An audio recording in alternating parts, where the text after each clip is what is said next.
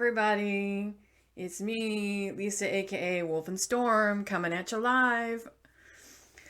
And today we are going to be doing a premiere review. I promised you guys when I heard about the Quantum Leap reboot that once the show finally premiered, I was definitely going to do a review. There was no way that I wasn't going to. um, Considering how special Quantum Leap is to me, what it means to me as a person, and having been such a big fan of it for 30 plus years, uh, I knew when this continuation came out that I was definitely going to do a review of some sort. I've watched the first two episodes so far.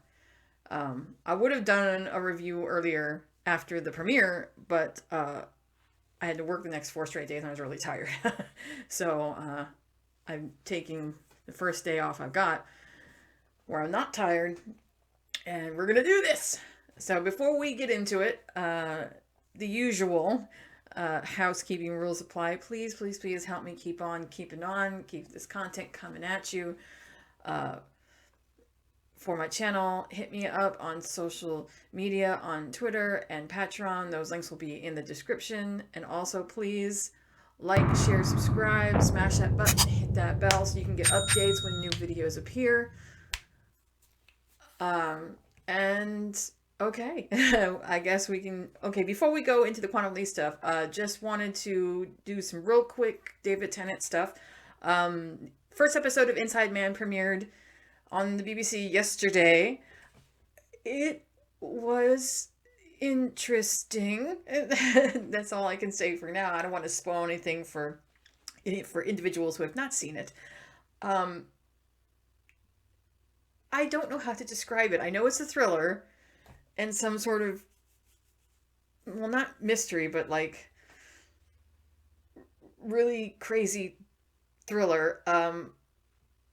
I like the character that David Tennant's playing. I love the character that Stanley Tucci's playing, and the actor who's playing his cellmate is fantastic. Those two riff like you wouldn't believe. They're great together, and it's weird because they are like polar opposites, and yet they work really well together.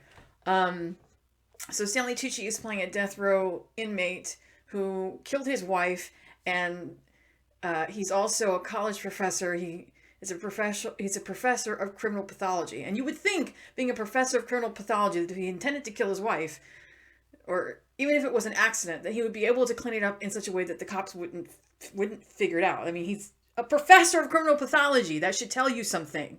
That, like, you know, if you're gonna kill your wife and you have this knowledge, surely you could cover it up, right? But I guess, maybe he didn't want to. It seems like he's fairly open about the fact that he definitely did it and that he wants to atone somehow. He takes on cases. Other detectives and police officers sometimes come to him, journalists, with different cases that they need help on using his particular brand of knowledge and skill. And he only takes very few, and they have to be morally sound in order for him to take it. If it's not, then he's just going to be like, shoo. And his cellmate comes with him when he interviews potential clients, because the cellmate has eidetic memory, and because his hands are cuffed to the table, he can't take notes by hand. So this guy is like his note taker in his brain. He remembers everything. Now David Tennant is in the UK, and he's playing a vicar, just normal everyday guy, loved by the community, really sweet, really nice, married, has a teenage son, just your normal guy. And then he gets himself into a very abnormal situation that he can't get himself out of. And all I have to say is that the confluence of events that lead him to this situation is like a slow motion train wreck. A lot of people on Twitter were looking at this going, you have got to be kidding. Who makes that kind of dumb-ass decision? Like, what the actual fuck? And yes, some of it doesn't make too much sense as far as his decision-making process. So I don't know what to say as far as that, but it's still the first episode. There are 4 episodes total. There will be another episode tonight, and then over the next 2 weeks there'll be 2 more for this miniseries event, and it's basically centers around 4 people: the killer who's on death row, the vicar, the journalist who cottons on to this particular person's, who cottons on to the victim, to the vicar's story, through another woman who's caught up in the vicar's mistake. So it's basically from their 4 perspectives as they're trying to deal with what's going on. I don't want to get too much into the vicar's mistake. Needless to say, he could have avoided this by just saying no at the beginning, but anyway, he's caught up in a confluence of events he can't get out of, and he and his wife have to figure out a way to make this work. The through line of this is basically anyone can be a murderer. It just depends on who you meet. Just because a person's nice and sweet and kind, and you would never think that they would hurt another human soul, like a vicar, who's, hand to God, doesn't mean that they're not capable should the right situation arise. And that's what the prisoner on death row is trying to get people to understand. There's not much I can really say about the first episode. It's pretty much setting up the situation at large. And I'll just say stuff happened. The vicar got himself into a situation he couldn't get out of. Normally I spoil stuff like this, but because it only just aired, I feel like I don't want to do that. Let's just say one of his parishioners gave him something to hold on to, something that was sinister, that he should not have allowed other people to see. And the second character, a math tutor who was over at his house to tutor his son, accidentally got her hands on it and saw it and got the wrong idea immediately. And while he's fumbling around trying to explain, at the same time without incriminating his parishioner, because he's a vicar and I know he feels like he needs to protect a member of his congregation while at the same time trying to protect his son, everything starts to spiral out of control, and it's like a slow motion train wreck happening in real time. And so now they're stuck together, and he has to figure out a way to get out of this situation without resorting to drastic means. Although he very may well resort to drastic means. The investigative journalist knows the math tutor in passing because the math tutor helped her out of a situation on the subway. And she gets a text from her, a very weird, slightly scary text. And now she's trying to figure out what exactly has happened to her, because she's trying to get in touch with her but hasn't been able to. And so she goes to the prisoner on death row and gives him this case to help her out. So that's where we've started. Where it goes from there, who the fuck knows? Like I said, there's 3 more episodes to go, and I will keep updating as I get more information. I don't know if I have the time to do weekly reviews. I might just finish watching all 3 episodes and then just give you one big download dump, kind of like how I did with my Big Finish audio reviews. But Inside Man is definitely out. Please don't forget, next month is the Centenary Special. Yay! Yay. It's the last episode for the 13th Doctor and them. Thank God. She will be regenerating into Shutikatwa, I assume, 14th Doctor. And then we will not see much of anything concerning the Doctor until we believe that the first episode of the 60th anniversary may air in November. May. We're not entirely certain on dates yet, but based on filming on the sets that we saw as they were filming, it looked like a lot of it was taking place during Christmas. So we might get one in November, or the first one might be the Christmas special this year. And then the other 2 will be next year, like maybe one in Easter, and then the third one will actually be on the 60th. That's kind of the direction that we're going. And then as far as I can tell, Christmas 2023 is going to be Nshuti's first episode as the 14th Doctor. Don't ask me anything else. I have no idea about any more major plot points concerning the 60th. Apart from that filming we saw earlier in the summer in Camden, we have not gotten much. It's been fairly close-lipped. I think that Russell was backing off after they finished filming in Camden to kind of allow Jodie and her crew, a little bit of, of recognition and a little bit of advertising time to advertise for the centenary. Not that it matters much because they don't advertise much anyway.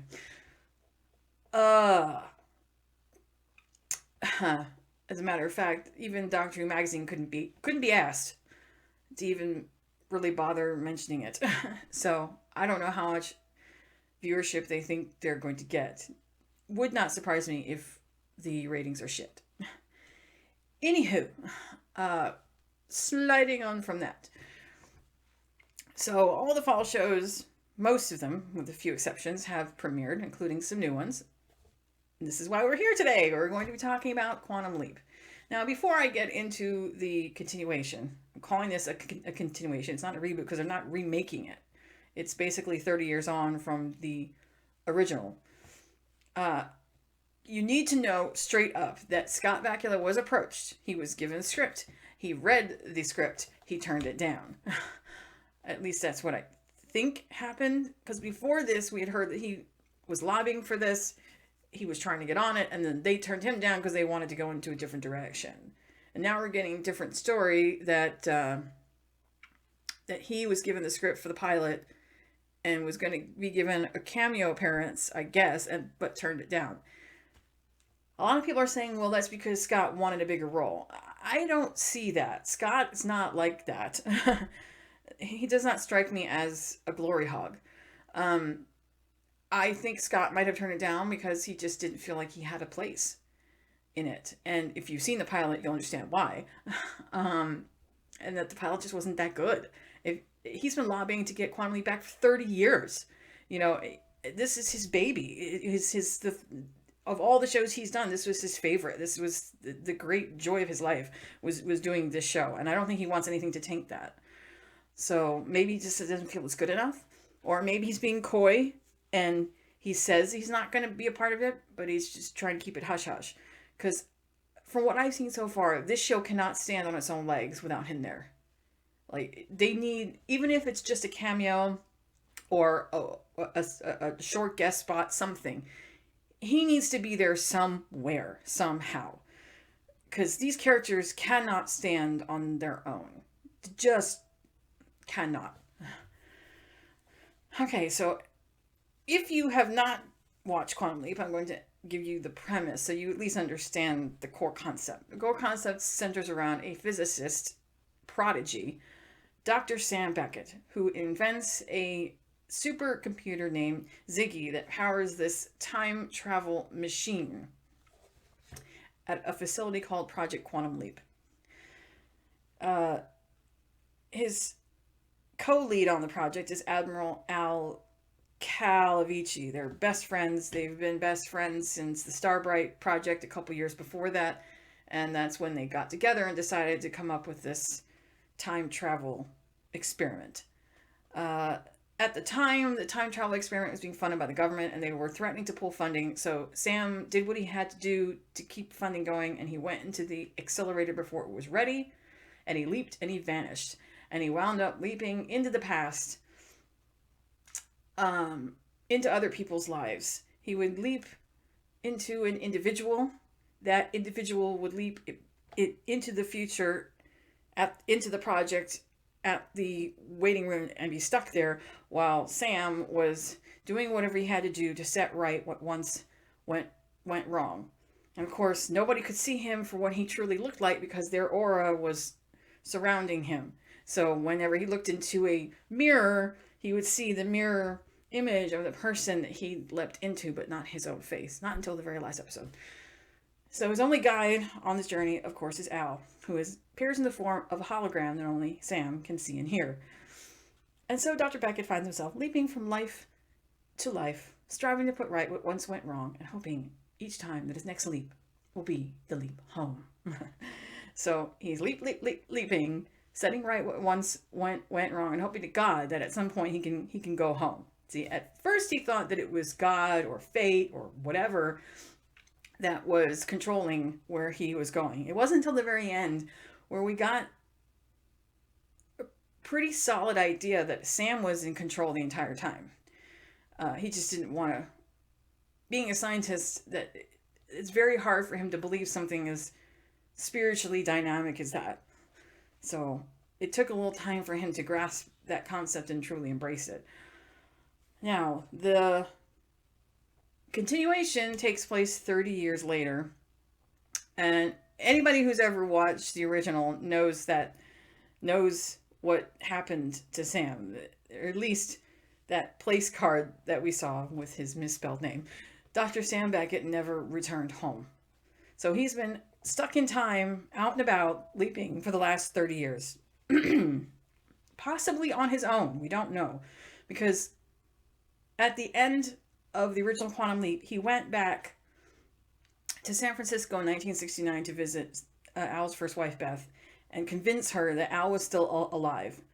And convince her to wait and not marry lawyer guy so that Al would be happy. Because Al was never happy. He loved all his wives, but he turned into a bitter, lonely alcoholic who married 5 different times to 5 different women because he was searching for something that he could never find. Beth, his first wife, his truest love. And when she had him declared dead because he was a prisoner of war, he comes back and she's married and left. You know, it broke him. And he's never quite been the same. Sam had the opportunity to change this back at the end of season 2, but because they had rules in place that you couldn't use the project for your own personal gain, he couldn't do that. I was like, really? You can't use it for your own personal gain? You just saved your brother's life at the beginning of season 3. So yeah, don't get all high and mighty, all right? He always felt, I think Sam always felt like that was, he felt a serious sense of guilt. 1, for not helping Al when he needed it. And 2, for causing Al to be a prisoner of war longer than he was originally in order to save his brother's life. And I think he was trying to make up for that by going back to Beth and convincing her to wait. She did in fact wait, and he never married those other 4. So he's still married to Beth, and he has 4 daughters now. How that changes Sam and Al's personal history, I really couldn't say. I don't know if that has caused an alternate timeline or what it's done, but it seems like everything is pretty much the same. So in the continuation, it is 30 years later. The project had been shelved for a very long time. It had been shut down, I'm guessing, since Sam was lost. And they've decided to reopen the project under the control of the military. The physicist in charge of the project is Dr. Ben Song, played by Raymond Lee. And then you have Augustine, who is, she's former military. I cannot figure out what exactly her job is.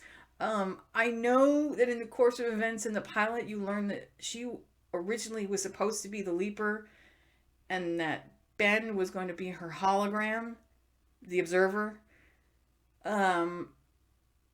So before Ben leaped, I don't exactly know what her job was. Sitting on her ass, waiting for the project to be ready to go? I really couldn't say. And then you have Jen, who is the security specialist,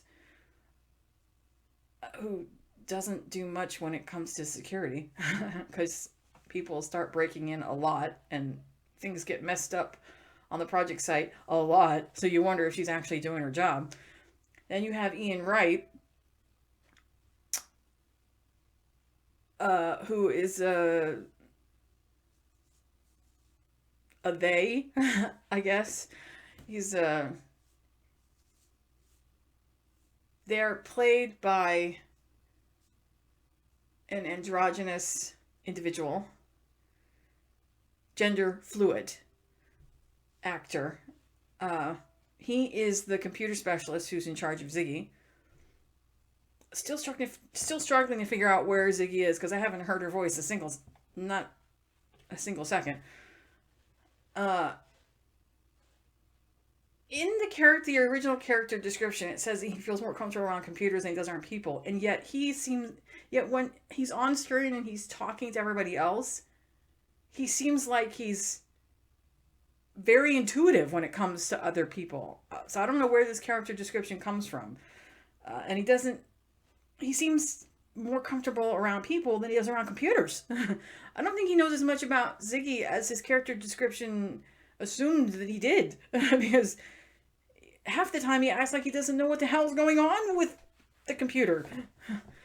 And then there's Herbert Magic Williams. Now, people who have been fans of Quantum Leap for a long time will recognize the name of this character.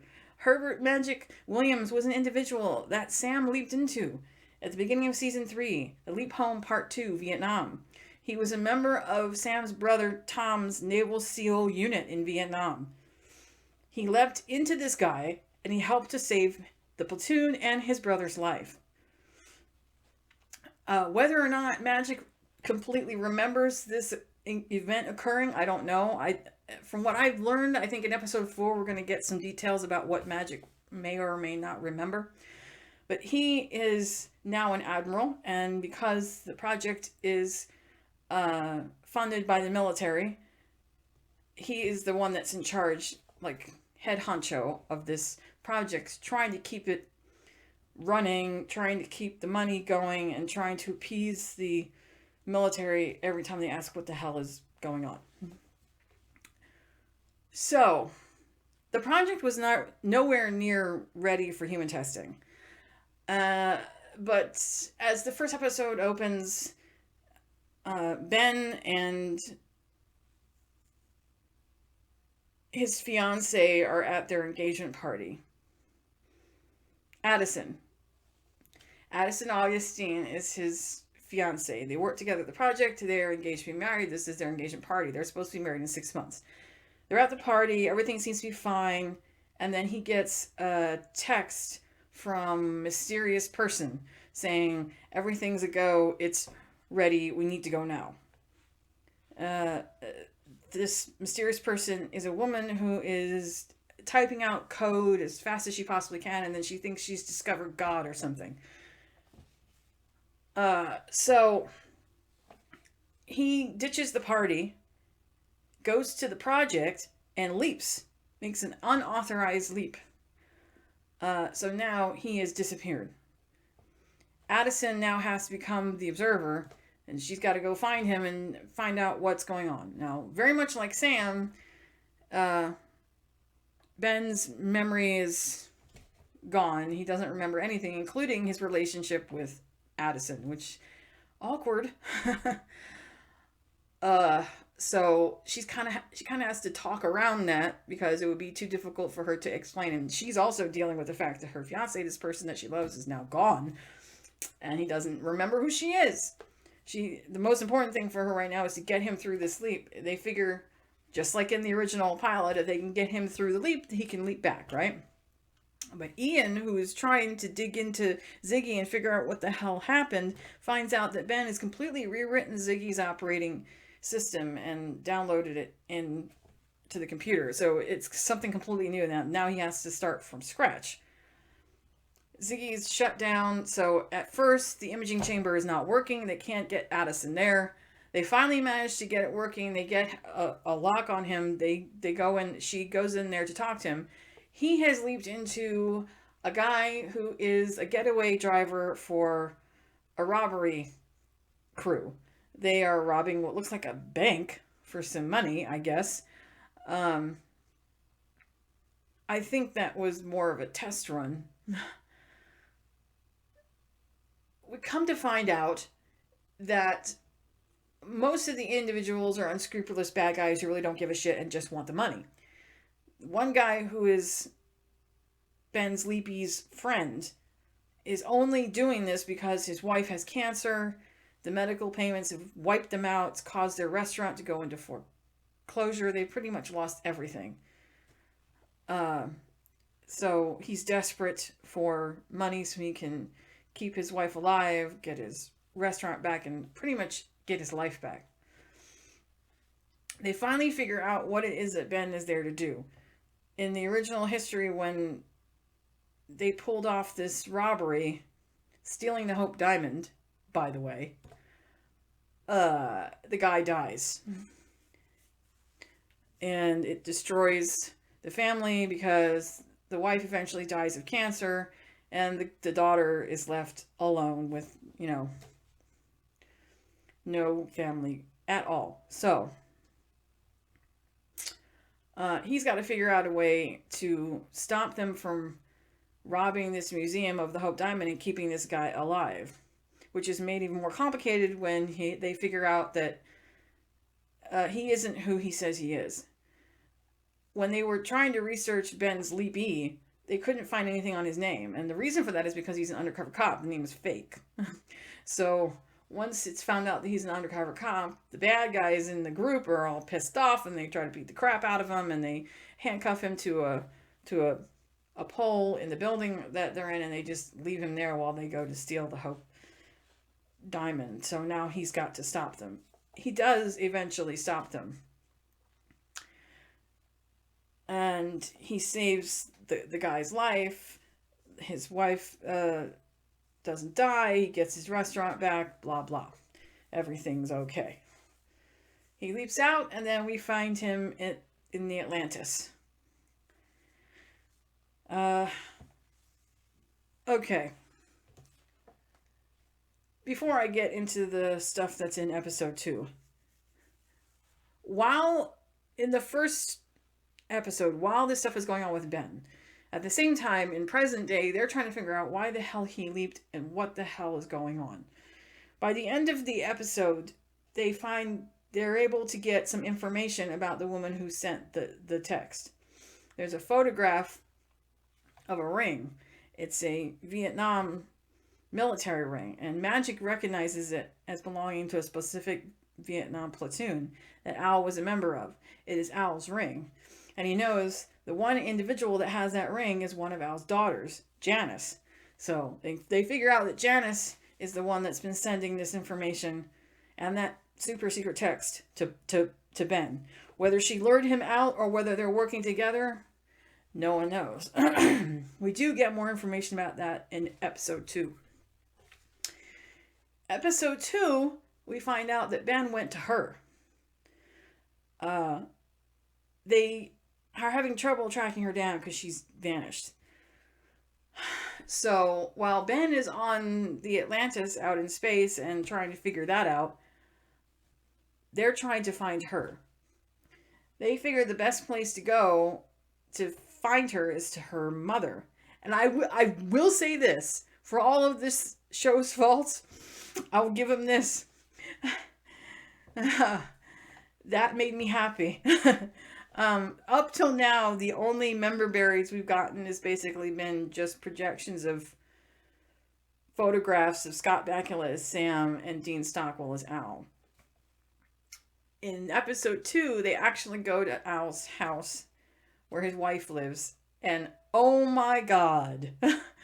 When the woman turned around, she was fixing her car. When the woman turned around and I saw her face, my jaw hit the floor.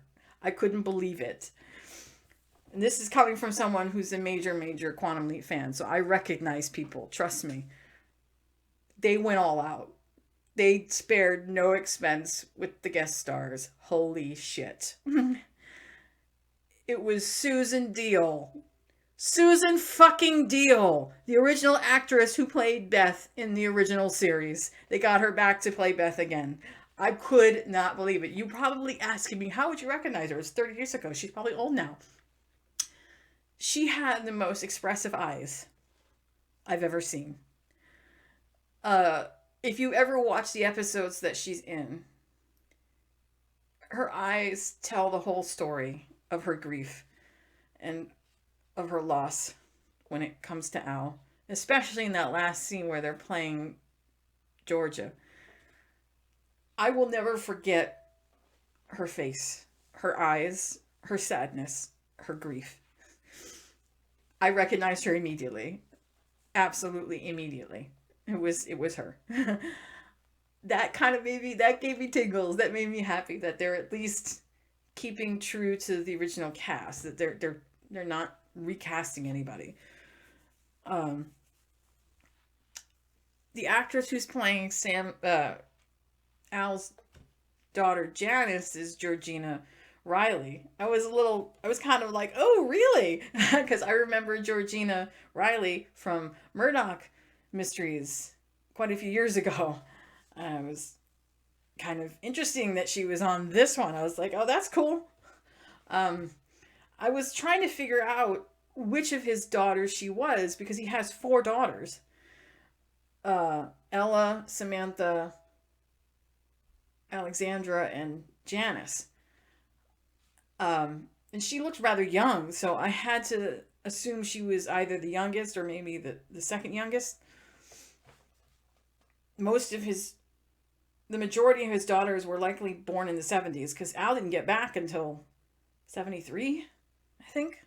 So they would have had to have been born 74 or more. So I guess it works. Anyway, so they go to see Beth. Beth doesn't know where Janice is, although she's a mom. She's probably lying to protect her. Beth does in fact call Janice, and they use that to track Janice's cell phone. They get to Janice's house, which looks suspiciously like the house that Al and Beth originally had from the original series at the end of season 2. I could be wrong. It's been a long time, but it looked very much like that house. Although this is supposed to be in Pasadena, whereas the original house was in San Diego because that's where Beth was stationed. Back in the 60s. So they go in the house. It's completely empty. They find a trapdoor in the floor that leads to the basement where she has her lab with all her computers. And they see whiteboards with a bunch of mathematical equations written on them. And it's Ben's writing, so they know he's been there. They see all of her computer hard drives against the wall, and the security specialist Jen is trying to get the hard drive out. They get a call from Janice saying that she was expecting them to be there and she took precautions. She also tells Magic that Ben was the one that came to her. He sought her out. For what reason, we don't know. So she has a trap set automatically through her phone that if she pushes a couple buttons, it will fry all the electronics. And Jen is trying to get that little hard drive out before it's fried because they need that. Whatever they were doing is on it. She just barely manages to get it out before the whole system explodes. And they take it back to the facility. But they can't decrypt it. It's heavily encrypted, which rings a bell for Addison. Earlier in the episode, Addison, after she'd gotten that phone video message from Ben, she figured he might be hiding something more than what he was already hiding. So she tore apart their whole apartment looking for anything that he might have hidden, and she finds a memory stick. She gives it to Ian to ask him to decrypt it. But he says it's very complicated and it would take more time than they've got. He says that they should hand it over to Magic and work together, but there's this whole trust issue going on. She doesn't trust what Magic might do. And then in the same instance, when they've locked on to Ben on the Atlantis, her Magic tells her, don't try to encourage his memories coming back. Keep him blank. We don't want him to know anything. And she's like, why? I mean, he needs to remember so that he can get back. And Magic says, look, we don't know why he did what he did. And until we know why, I mean, whatever reason that he did it could have been nefarious. We can't take that chance that he'll remember it and try to screw some shit up. So keep him in the dark. She doesn't agree with it because this is her man, and she desperately wants him to remember her. So it's all crazy. As for the leap itself, you don't get to see very much of it. From what I could tell, he's a member of the Atlantis crew. They are up there to deliver the first part of the American International Space Station. And they run into some trouble. They go into a roll. The commander gets knocked out.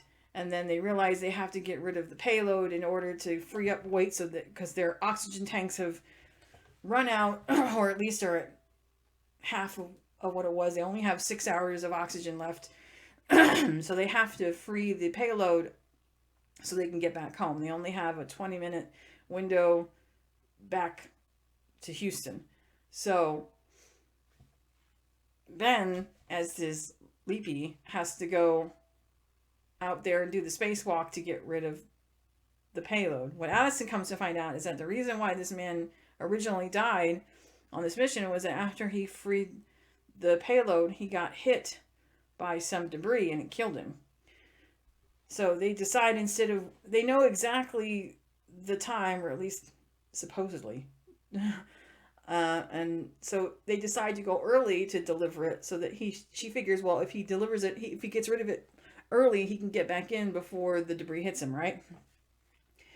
So he gets rid of the payload, everything seems to be fine, but then the debris comes early. So apparently the information in the government's files wasn't entirely accurate.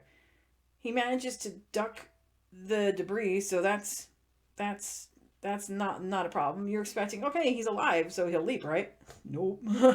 Apparently, because he ducked the debris, he changed history, and the debris hit the shuttle, causing tiles on the shuttle to be pretty badly damaged, and those tiles are required to absorb heat for when the shuttle re-enters the Earth's atmosphere. And because the damage is extensive, if they attempt to re-enter the Earth's atmosphere as they are, they'll explode.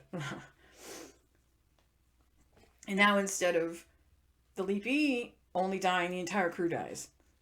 So obviously they don't want that to happen. So the woman who's now in charge, because the commander is unconscious, is they're trying to figure out what they should do. One of the other members thinks it's not as big of a deal as they're making out to be, and they should just go home. They've only got a 20-minute window left. It's now or never, or the oxygen, they'll miss their window and the oxygen is going to run out. The commander woman who's in charge right now says, no, if we contact the Mir space station, which is close by, we can ask them if they'll allow us to top up with their oxygen tanks. That'll give us more time. We'll effect repairs, and then we'll get the next window back home. So they're arguing over it, back and forth, back and forth. Ben is on her side. He thinks that's the better plan. I know he knows that's the better plan. The original commander wakes up, and he does not want to go to Mir. He agrees that they need to go home, and they get to this big fight about it. He tells her, strap in, get the shit done, we're going home. She doesn't. She's like, fuck this. No, I know what I'm doing. So she goes to the lower deck of the shuttle, and she starts programming something into the computer that will lock them out of the controls so that they can't move. And Commander Guy is freaking out. What the fuck is she doing? Blah, blah, blah. So it's on Ben to try to convince him. So he finally manages to convince him that the better plan is going to the Mir. So he has to do a spacewalk again. He's got to hold up this satellite thing so that they can communicate with them. They're trying and they're trying and they're trying, and the Mir, there's nobody answering on the Mir. And Ben figures out that because they're on the dark side of the Earth, it's night, which means everybody on the Mir is asleep. So nobody can hear them trying to talk. The only way that he figures he can fix it is by literally jumping off the side of the shuttle and like launching himself towards the mirror. When I saw that, I was like, okay, this is ridiculous. There's no way he could control his ascent.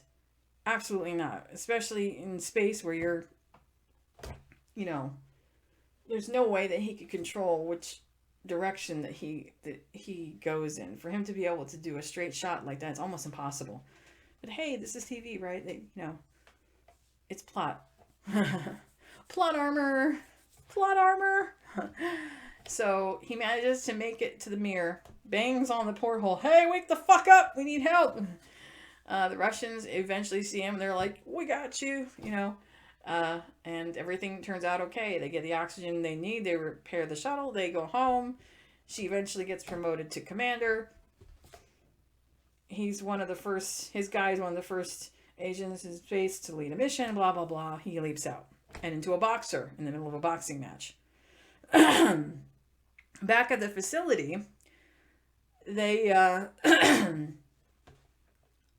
got the hard drive they stole from Beth, plus the USB. Allison finally realizes she needs to come clean. She apologizes to Magic for being so angry about not being able to tell Ben the truth or encourage his... Because he was starting to remember a few things, and she was encouraging him to remember more, while back at the facility they were telling her, shut the fuck up. And she wasn't listening. She apologizes for that. And he says it's okay. If he was in the position she was in, you couldn't safely say that he wouldn't have done the same thing. So she finally reveals the flash drive. Ian's like, you need to give him a fucking flash drive. I can't do this myself, So they plug the flash drive into the hard drive. Apparently the flash drive is the encryption key for the hard drive, and it opens up the information on the hard drive, and apparently it is a huge leap map of different points in time. I don't know if these are points in time that Sam has leapt into over the last 30 years or what, but it's like a huge, massive map of different points in time. There's one specific point in the middle of it that's pulsing. They don't know the day or time or year, but it appears that is the destination that Ben was set on. They don't know when. They don't know why. But apparently that blinking light is where he wanted to go. So I'm guessing as the episodes go on, we will find out more information as to why he wanted to do this. Is it because he believes that's where Sam is? Who knows? Who knows? Okay. My personal thoughts. First of all, I want to get this out of the way because I am beyond tired of listening to people try to explain this and constantly getting it wrong. I have listened to, I don't know how many different reviews of Quantum Leap, old and new, and almost everyone gets it wrong. I'm going to put this straight right here. Right the fuck now. There is no debate about mind-body when it comes to how Sam leaps. None. So for everybody that keeps saying he's leaping into somebody else's body, that is incorrect. He is not leaping into somebody else's body. I've gotten the impression from what I could tell on the series that there may or may not be a waiting room. If there isn't, where the fuck is the Leapy going? Because the Leapy cannot occupy the same space as Ben. That's not possible. That's not how it works. Sam, go in. Leapy, go out. Here is how it works. This is not a mind thing. This is not a person stays there and Sam occupies their body like they're possessed. No, that's not how it works. It is a complete body swap. Physical body swap. Sam goes in. Leapy goes out. Leapy is in waiting room. Sam is in past. Or in this case, Ben. Sorry, I might mix up my time frames a little bit because I'm too used to Sam. The only thing that you see in front of Sam and or Ben is the aura, the physical energy aura of the person that he has leapt into. Inside that aura is Sam/Ben. In the waiting room, inside the aura of Sam, the energy and the face of Sam is the leapy. That's how it works. Physically, back in time, that person is Sam/Ben. This was already completely confirmed in season 5 when he literally fathered a child with a woman on a leap. Yes, it is physically Sam. He's not sharing another body. He's not some kind of mind meld. It is physically Sam. The only thing that's not Sam is the energy aura of the person he has leapt into. That's it. Yes, there are times where he might exhibit some characteristics of the person that he's leapt into, like what happened with Lee Harvey Oswald, where he was more Oswald than Sam. Oswald's mind kind of took over. And then in Shock Theater at the end of season 3, where he was going back and forth from different people that he leapt into. Yes, there is that. I don't know if Ben is going to be doing that or not. You have to remember, in the original, this did not happen till after Shock Theater when he had the electroshock therapy twice. I firmly am in the camp that I believe that experience altered Sam's brain chemistry somehow, that caused his subconscious mind to become more malleable, fluid. Normally, in a person's mind, the blocks between the ego and the id, the different facets of a person's mind, are, extremely walled off, and they don't typically come together. The shock therapy weakened those walls, and it allowed the different personalities of all the people that he's leapt into to kind of mix and mesh around. And it also made his id a little bit weak, in that the leapies could take over, or he could exhibit some personality traits. When he leapt into Will Kinman in Trilogy Part 2, he had Will Stutter, and he also had those deep feelings for Abigail. But at least halfway through the episode, that wasn't Will anymore. It was just Sam. Will this happen for Ben? I don't know. I would think that unless he has a similar experience, it probably won't. I want to give this show a chance. I really, really do, because Quantum Leap means a lot to me. But I'm having a really hard time dealing with all the changes that they've made. And the biggest one is the flip-flop between the Leap experience and what's going on in present day. In the original show, you never got to see what was going on at the project, except for very few rare times. And when you did, it was a special experience because it was the unknown. We didn't know what that present day was like. So being able to see that those few times was really cool and imaginative and special. Here, it's just back and forth and back and forth. And it happens at the worst times, too. You hardly get any time on the leap itself because they keep going to the present day. It stops all the action and they go straight to the present day, where it's nothing but exposition and trying to figure out why Ben did what he fucking did. I could care less about what's going on in the facility. What made Quantum Leap so special was the fact that its stories were small and intimate and tight and centered around character development. It had to be, because the way that this show functioned was that each episode was an isolated experience. Each episode was different, with a different cast of guest characters that Sam would find himself getting to know and whose lives he would be changing. In here, you can't get to know any of the guest characters because you're not around them enough. It's hard to find the ability to care about these people when you don't have enough time to even get their names or really understand their motivations or why they do the things that they do. It keeps getting cut.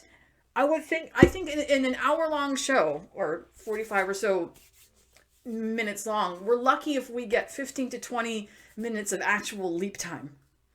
Everything else is at the facility. That is annoying as fuck. And I really wish they wouldn't do it.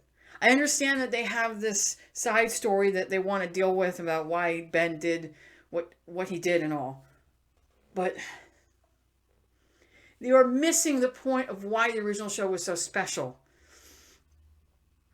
If you remember how the bartender Al put it at the very end. Why did you create Project Quantum Leap, Sam? To travel in time. Why did you want to travel through time? Because I wanted to make the world a better place? Of course, to make the world a better place. To put right what once went wrong? Yes. But not one life at a time. Oh, I got Mother Teresa here. Do you really think that all you've done is change a few lives? Basically, yes. At the risk of overinflating your ego, Sam, you've done more. The lives you've touched others. And those lives, others. You've done a lot of good, Sam Beckett. And you can do a lot more. Yes. Sam touched lives, and those lives touched others, and those others. It's kind of hard to see how Ben is touching lives right now when he barely speaks to them at all. As a matter of fact, when you do get him on the leap, you might get 5 minutes when he's actually talking to the individuals that he's around. Most of the time, he's talking with Addison. How is he able to touch these people's lives if he doesn't even really know them? It's like he's flying by the seat of his pants, just trying to do whatever he's got to do to get shit done, and he's not really invested. He's lucky to be on these leaps a day, if that. Sam, at times, could be on leaps for days, if not weeks, at a time. And it allowed him to get to know the people that he was surrounded by. It allowed him to get invested in their story, in their lives, and to care about what happened to these people and their futures. You can't do what he does unless you care. Unless you want to touch these people's lives and make them better. Ben, as charismatic as he is, I will say that Raymond Lee is a good actor. He seems like a decent choice, but Ben does not seem invested in any of these people's lives whatsoever. His only investment in this is to fix whatever he has to fix so he can get the fuck out. That annoys me. It just feels like he doesn't care.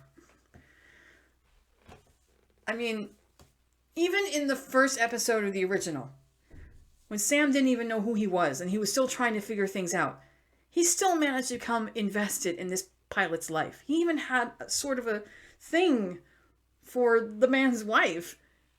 He sympathized with her. He felt for her. She was pregnant. She was worried that she had a young son. She was worried that her husband was going to be hurt. Every time he would go off to fly, she was afraid that he wouldn't come back. And then you have Sam, who knows this information about her husband's future and that he's supposed to die on one of his test flights, but he can't tell her. The drama in the original show was deep. Between the drama and the levity and all that, it was the perfect mesh. The scripts were tight. They were intimate. They were well written. The character development was on point because it had to be. If the audience could not invest themselves in these characters from week to week, especially because they changed from week to week, the show would fail. And that's what's going to happen now if they don't fix it. You cannot invest in the people whose lives that he is changing because they don't spend enough time there. For for one, and you can definitely tell that neither Addison nor Ben really give a damn about any of these people. They're doing, I mean, okay, Ben might care a little, but he cares more about getting out. On the Atlantis thing, his need to convince the commander to go to Mir wasn't necessarily because he was wanting to save all of them. Maybe that was a small part of it. It was more because, well, I don't want to die. I need to leave out, so I have to do this. You know, the difference between Sam and Ben is like night and day. Sam genuinely cared about every single person that he met on his leaps. They meant something to him. And you can see that in Mirror Image, the last episode, when he saw these individuals there that he remembers having been around. I mean, they don't remember him, but he knew who they were, and he was genuinely happy to see them. He remembered them and what they meant to him and how they touched his life, as well as him changing theirs. I don't see that with Ben. Another issue I have is the whole relationship between Addison and Ben. I don't see how it could possibly work. The first time that Ben gets himself into a situation where he is somebody's husband or boyfriend, which we know is going to happen from the San Francisco earthquake episode, and he gets himself into an intimate situation of sorts, how's it going to work? Addison is going to lose her fucking mind. There's no way that she can be objective and make sure he does what he has to do if she has to see that. And Ben is going to have no choice. He's going to have to do whatever he's got to do to make sure that the leap goes the way it's supposed to go. There is a reason why Donna in the original made a specific point of telling Al, you will not tell him that I exist. Period. He cannot know about me at all. She swore him to secrecy because she knew that Sam could not do what he had to do if he knew that he had a wife at home. So how this is going to fucking work? I don't know. But I see it deteriorating fast.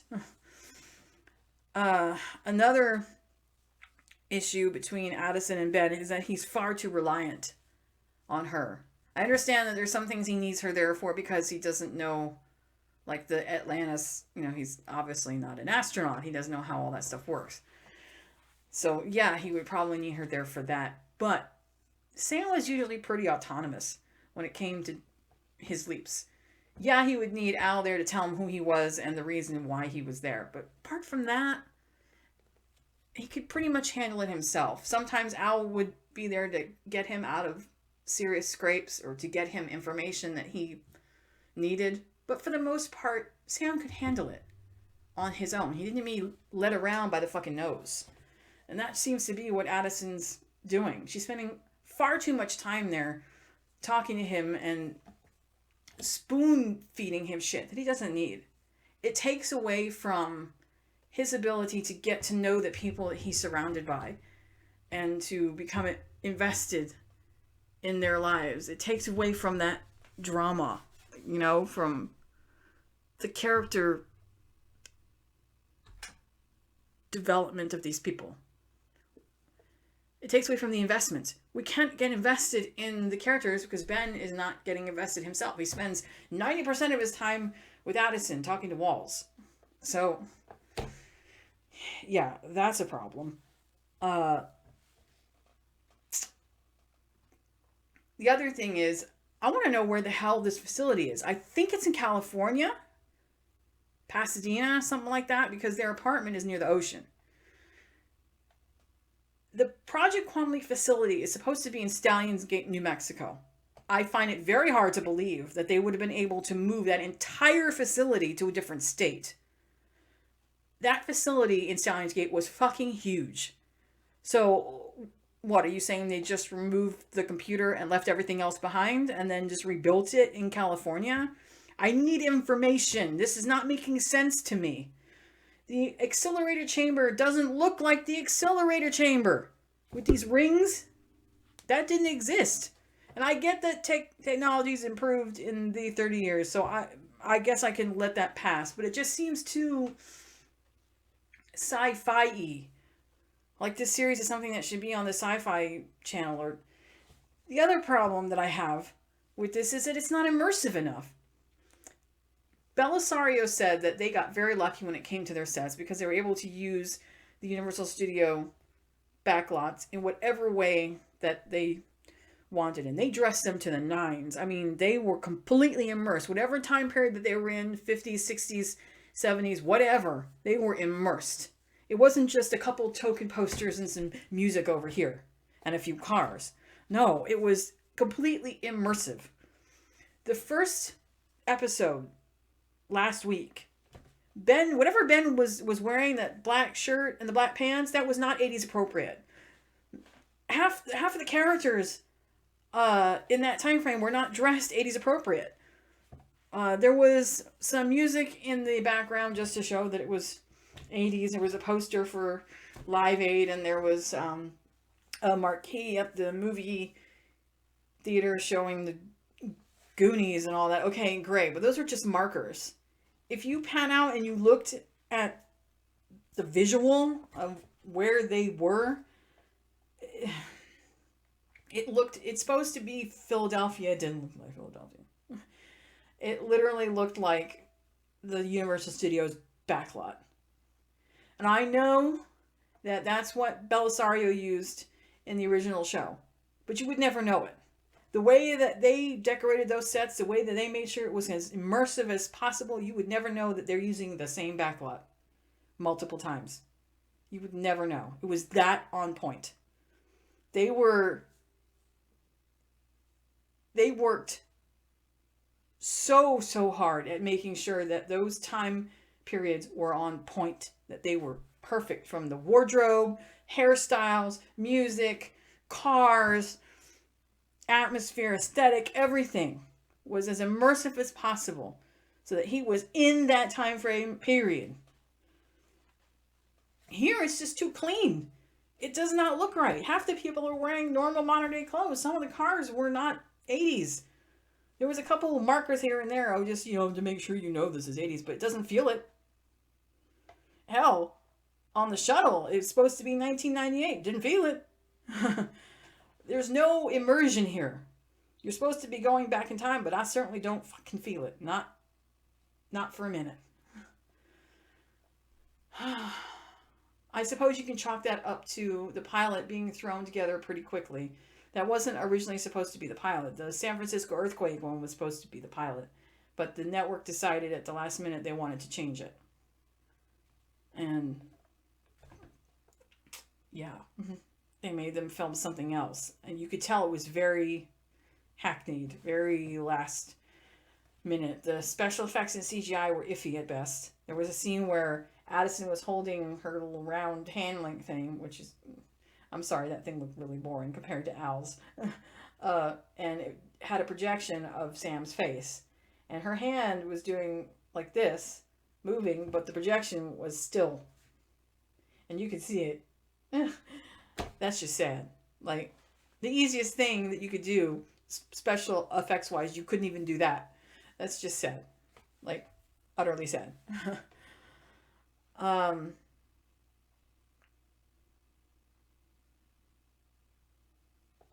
Yeah, I'm having problems with this show.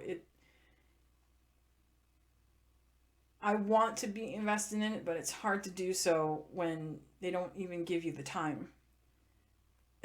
Because they're flip-flopping this A plot, B plot thing. I mean, it's nice to see those original characters come back, but again, that's member berries. That's just trying to make the fans feel special. And it doesn't last. It was nice to see Susan Deal. That was awesome sauce, but that's fleeting. If you want the show to be successful, they really need to understand what made it successful in the first place. It's like they've lost the plot, if they even had it. I don't really think they understood why Quantum Leap was so special.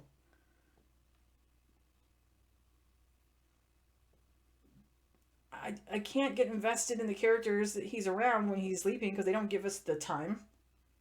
I don't feel that Ben is invested. I feel he cares more about just getting out. I don't feel like Addison is invested. Even though Al wasn't the one that was leaping, he tended quite a bit to get invested in the people around Sam. He cared about them. He wanted them to have a good life as much as Sam did. Addison, I don't think really gives a shit. She's just trying to get Ben out. I don't feel the emotion in this series that they had in the original. I just don't. It's so fast paced, they don't give you the time.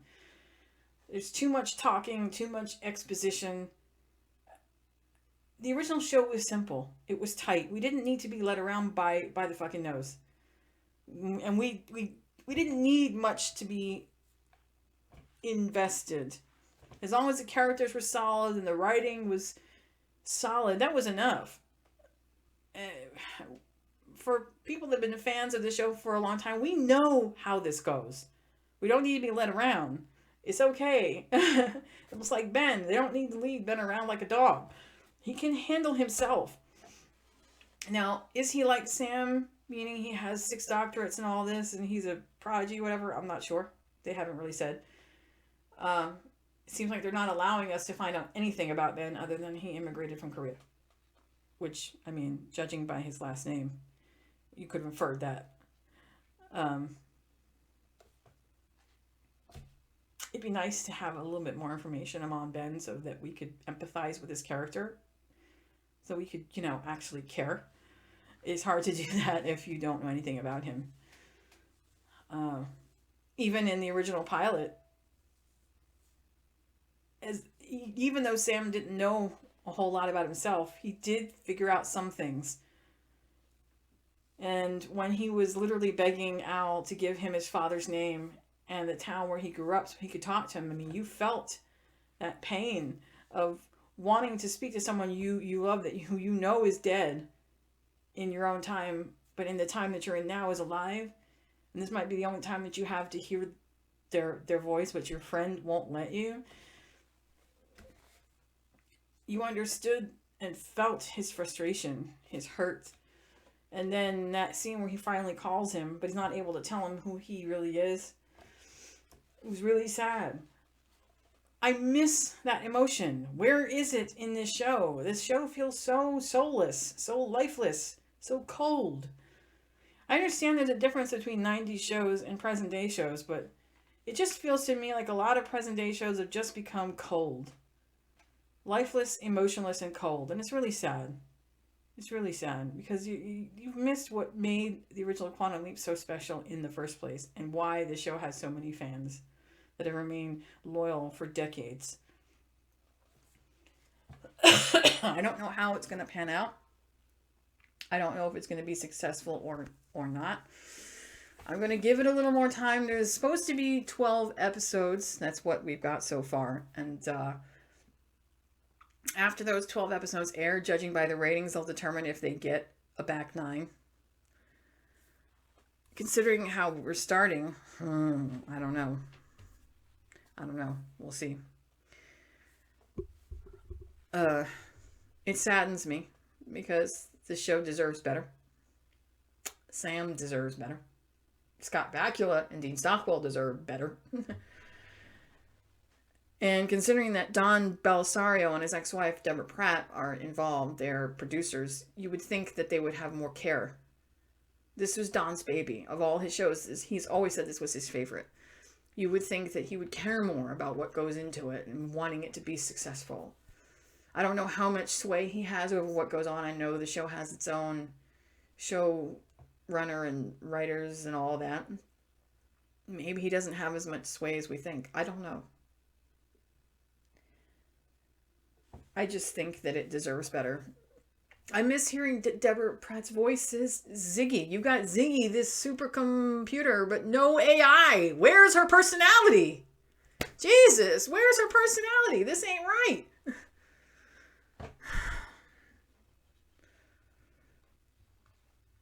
Anyway, that's pretty much my review so far. We'll take it week by week as it goes. Hopefully it'll get better. we'll see. I'm crossing my fingers, hoping for something, although my expectations are low at this point. I'm not trying to expect anything more than what they're given. And hopefully, maybe we'll get lucky. Maybe Scott Beckett will change his mind, or maybe he secretly is planning to come back and he just didn't want to say anything to make it seem like a surprise. Who knows? But I can tell you, with the way that the show is going right now, they need to have him back somehow, some way. I don't care if it's a cameo or just a small guest spot or something. If he's not in it, then what's the point? You might as well just retitle it something else. Because other than a couple cameo appearances from some old characters from the original, you could erase them and it wouldn't change anything. The show needs Sam. It needs Scott. Terribly. Terribly. So, yeah, I guess we'll see. Alright, guys. Well, that's my review. Please, if you want, tell me what you think about Quantum Leap episode 1 and 2, or Quantum Leap as a whole. Leave comments in the description. Leave comments below, but let's try to be, nice. Let's not be hateful. That's not what this is for. We don't need to be toxic or anything.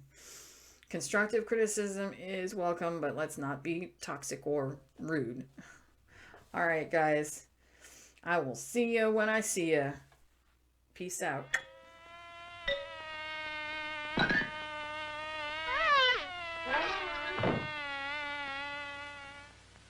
Good night.